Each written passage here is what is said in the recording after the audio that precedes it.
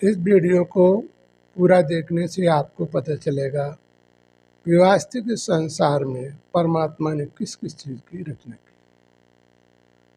परमात्मा ने इस संसार को चलाने के लिए परमात्मा ने जो है ये वृक्ष से लेकर जो भी नज़रों से देखा जाता है, वृक्ष, फल फूल इत्यादि सारी जो है मनुष्य, पशु पक्षी सभी की रचना परमात्मा के द्वारा ही हुई।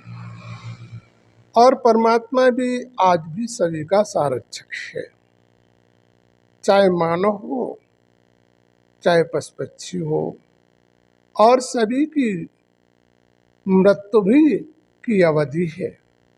निर्णय भी सबका धर्मराज पर ही होता है।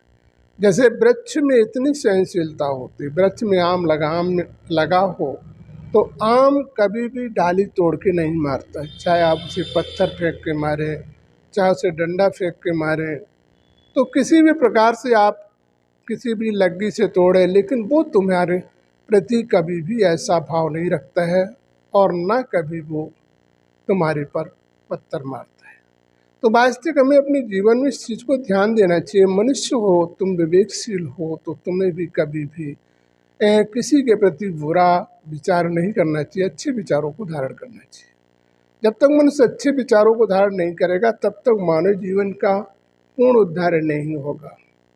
तो हमें जीवन में एक चीज़ का ध्यान देना चाहिए कि हमें भी लोगों के लिए अच्छा सोचना चाहिए, अच्छे विचारों से लोगों का परिवर्तन करना चाहिए, वैमनस्यता को दूर करना चाहिए। भगवान से भी प्रार्थना सदा यही रखिए कि भगवान हमसे कोई गलत ना हो, किसी वैमनस्यता का मुझे सामना न करना पड़े, हम किसी के साथ अनर्थ न करें।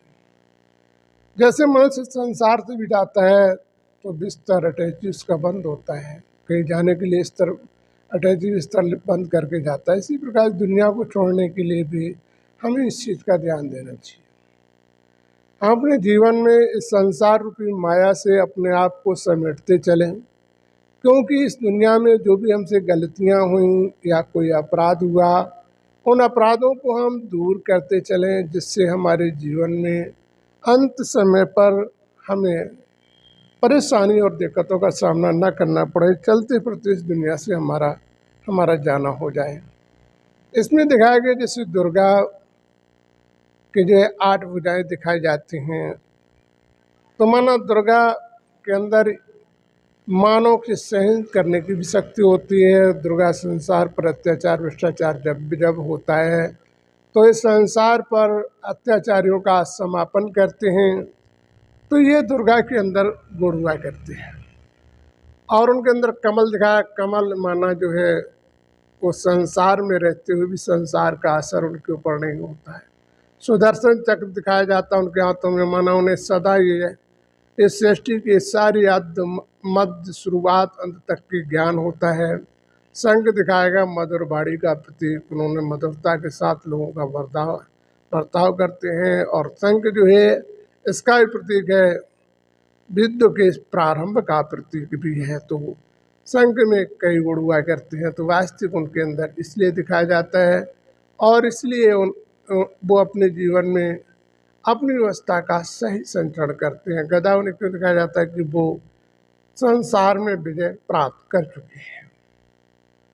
तो इसी प्रकार से इसीलिए उन्हें देवियों की भी रचना उन्हीं के द्वारा हुई, इसलिए उन्हें आदिशक्ति के रूप में भी जाना जाता है।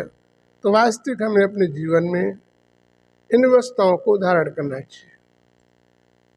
उन्होंने ये समाज को समझाया कि देखो, हम कभी भी अत्याचारी को पहले समझाने की कोशिश करता हूँ, उसे परिवर्तन करने का व्यवहार करता हूँ, उसके बाद नहीं संभलता है तो संहार करते हैं।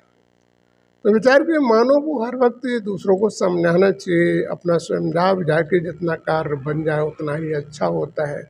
विवाद करने से स्वयं भी परेशानी होती है, तुम्हारी व्यवस्थाएं बिगड़ती हैं, दूसरों की बिगड़ती हैं। तो हमें इन चीज़ों पर ध्यान देना चाहिए। कभी मनुष्य को शरीर का भी भान नहीं होना चाहिए, कभी मनुष्य को धन संपत्ति का भी भान नहीं होना चाहिए, क्योंकि ये चीज़ें सदा बनी नहीं रहती, इनका भी आना जाना होता है।